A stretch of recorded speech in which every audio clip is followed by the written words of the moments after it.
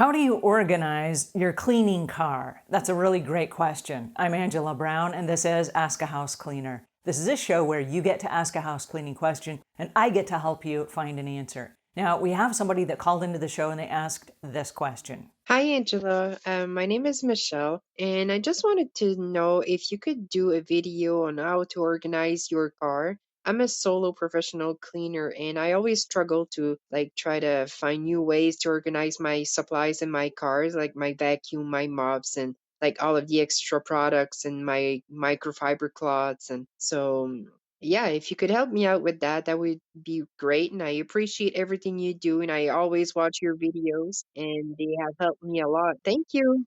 All right, I wish I could say put your cleaning caddies on the left, put your vacuum on the right, you're good to go. Okay, every car is different based on the different styles of cars for the different types of cleaners and the different people that you're carrying in your car and the different houses that you're cleaning and the different supplies that you're carrying. So there is no one size fits all. Now, there might be a suggestion if you are part of a franchise and they have a particular style of car and they have a particular set of caddies and cleaning equipment that you take with you, they may have a very specific way you set up your car.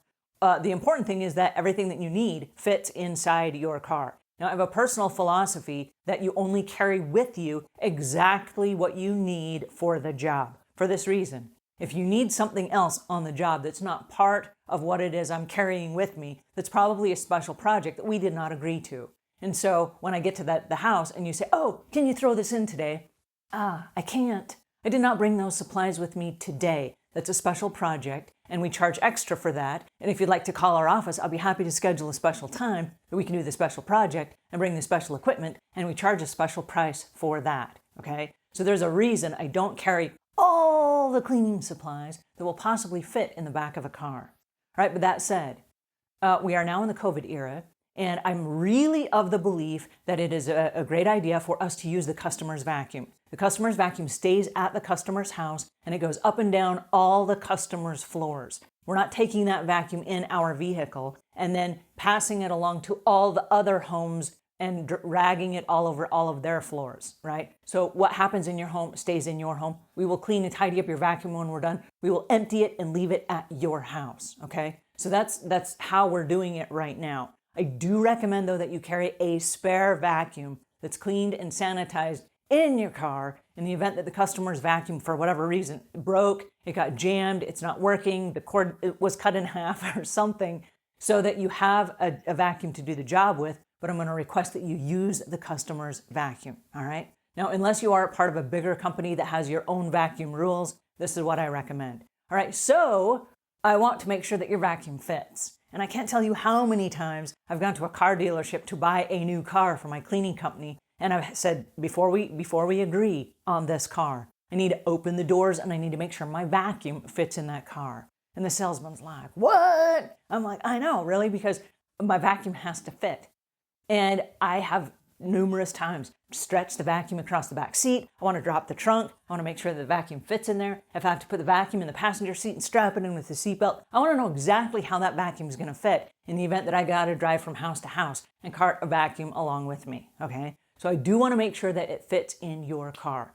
Now, as far as cleaning caddies go, I do recommend that if you're doing 2 houses in a day, that you have 2 cleaning caddies, and they are both fully stocked with whatever equipment you need for that house. Again, you're not cross-contaminating one home to the next by carrying the same cleaning caddy with half-used supplies from the last job. I want a full cleaning caddy that's been cleaned and sanitized and dedicated to that home when I show up and I arrive, all right? Those are my rules. That is the image I'm projecting. When I get back to my car, I do have a sorting system, and the sorting system is also in the trunk of my car. You can have separators, you can have grocery bags, you can have laundry bags, you can have shoe bins. It depends on how you want to split it up, but I pull out all the different colored microfiber cloths and I sort them in my car before I go to the next job. For this reason, if they're sorted and they're in those bins, there's never a chance that any of my cloths will be cross-contaminated and accidentally get in the new cleaning caddy that's going to the next house. Those are all folded, those are all nicely stacked, those are in their own space. So when I go to the next house, I simply open up my trunk, I pull out those items, and I go to the customer's house, right? When the customer sees me coming and they see all of the cleaning equipment that I have, it looks like it's a brand new package. It looks like, whoa, they have all this neat, full supplies. This is tidy, it's clean, and it's just for my house. It doesn't look like I'm rummaging through the trunk of my car and I'll grab this. Well, this cloth isn't very much used. I'll just use it again.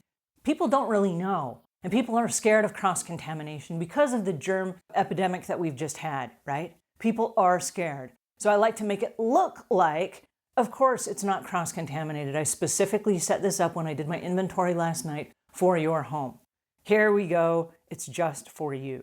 And then when I get back to my car and I put everything away, I do all the sorting and whatever, so there's never a mistake of cross-contamination, okay? So my recommendation is figure out what kind of car you're going to drive, whether it's a hatchback, whether it's a van, whether it's an SUV that has a great big trunk, whether you're going to pop the seats down, whether you are going to use the back seat as a way to hold some of your stuff. It really depends on what you're carrying and how much of it you're carrying. If you live in an area that has like super hot months, you might consider carrying a picnic cooler with you to keep your cleaning supplies that you're going to take to the next house. And so if you have some maximum cleaning chemicals, instead of leaving them in your car and having them evaporate or explode or leak, it's great to put them inside a cooler where they will be temperature regulated from the time that you are cleaning one house to the time that you're cleaning the next house. And that way your cleaning chemicals don't ruin your car, right? So there are a couple of rules that I have for that. If you live in a really hot area, I live in Charlotte, North Carolina, and so in the summertime, with the humidity and the doors closed of the car, it can get really hot inside a car. And so that's just kind of a safeguard to make sure that my cleaning chemicals are protected and that they are stable, meaning that they don't weaken or become ineffective when I take them to another house and they've been sitting in a hot car for, days or weeks. And so we don't leave cleaning chemicals in our car at the end of the night. When you ask, how do I organize my car? What you're going to use for that day.